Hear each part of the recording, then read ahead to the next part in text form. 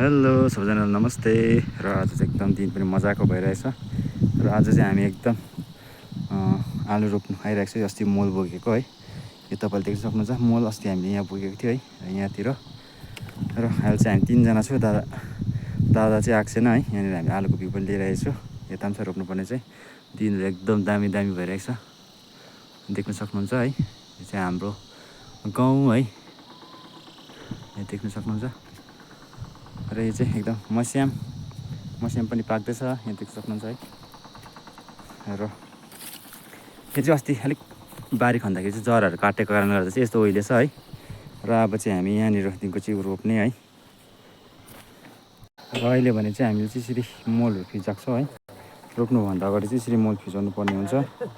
यो चाहिँ अब मल फिजाएको कारण चाहिँ है, एक रापले पुगोस् सबैलाई भनेर चाहिँ फिजाएको। यो चाहिँ दादाहरूले रोप्दैछ, देख्न सक्नुहुन्छ। एकदम आलुको बिउ चाहिँ यहाँ छ। यो चाहिँ कुन आलु हो है, कतिले चाहिँ भन्छ यो चाहिँ बिटी भन्दैछ, कतिले चाहिँ बिटी होइन यो भन्दैछ हो। तर अब कुन आलु हो यो चाहिँ, यसो तपाईँले हेरेर भन्नुहोस् है, यो चाहिँ कुन चाहिँ आलु हो। र एकदमै रोप्दाखेरि चाहिँ यही हो सिस्टम चाहिँ।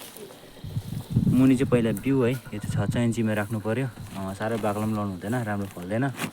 त्यहाँबाट चाहिँ यसरी मल हाल्नु पऱ्यो है। यो चाहिँ पछि मलमा आएर फल्छ यसले चाहिँ, होइन दादा? यो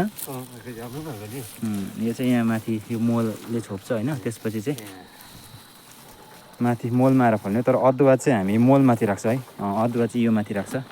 तर आलु चाहिँ ठिक अपोजिट, र यत्रो। र अहिले चाहिँ हामी यति गरिसक्यो है। यहाँ हामी यतिजना चाहिँ छु।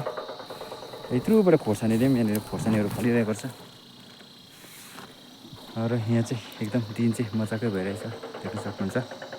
र अहिले भने चाहिँ हामी चाहिँ मेरो चाहिँ मल फिजाउने काम छ है। म चाहिँ यस्तो फिजाउँदैछु, दादाहरूले चाहिँ रोप्दैछ। आलुको बिउ चाहिँ यहाँ छ है।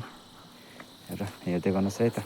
र साथीहरू अहिले भने चाहिँ फाइनली हामीले चाहिँ रोपिसके, देख्न सक्नुहुन्छ यहाँ। र अहिले भने चाहिँ भर्खर हामीले चाहिँ सकिसके रोपेर ड्याङडुङ है। र फेरि अर्को भिडियोमा भेट्नु छ। तबसम्मको लागि टेक केयर, बाई बाई।